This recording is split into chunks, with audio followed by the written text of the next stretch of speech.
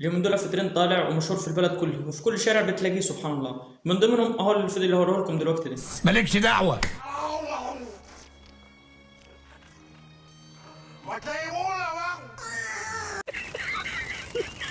ايه يا غالي، هو اللي حصل هو ده 10% مال ولا ايه؟ هي البلد للدرجة دي بتعمل حاجة مضرة؟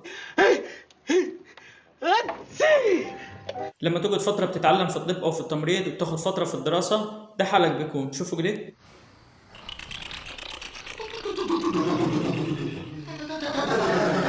شفتوا بيقلدوا لي فيلم كركر المجنون. مستنينا تاني منهم. طبخين بطاطس، طبخين بطاطس، طبخين بطاطس. كله ده عشان طبخين بطاطس بس؟ امال لو ربنا كرمكم وعندكم حتة لحمة كمان كان عملتوا ايه؟ مال. ممكن شيء كشاف ده على وشك عشان شكلك مرعب قوي. بتخاف؟ بس بتخاف يا عيوني؟ ده لو عليها طب هتحطه في عيونك الكشاف برضو. والآن مع المفاجأة.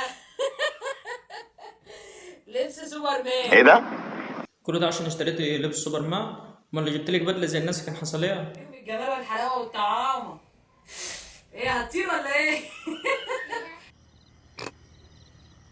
قلت يا عمو لا، هو الدنيا راحت في داهيه على الاخر. انا مش عارف ايه اللي بيحصل بالظبط. هتشرب السجاير، ليه؟ هتشرب الخمر، ليه؟ هتشرب المخدرات. لا سجاير كليوباترا بس، مفيش حاجه من ده كله. ماذا تشرب؟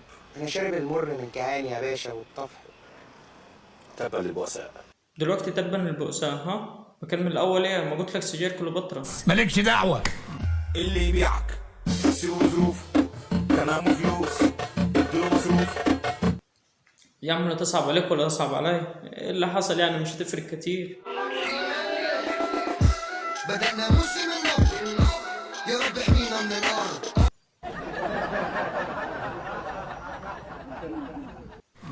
مالكش دعوة. ما تنسوش تصلوا على النبي في التعليقات.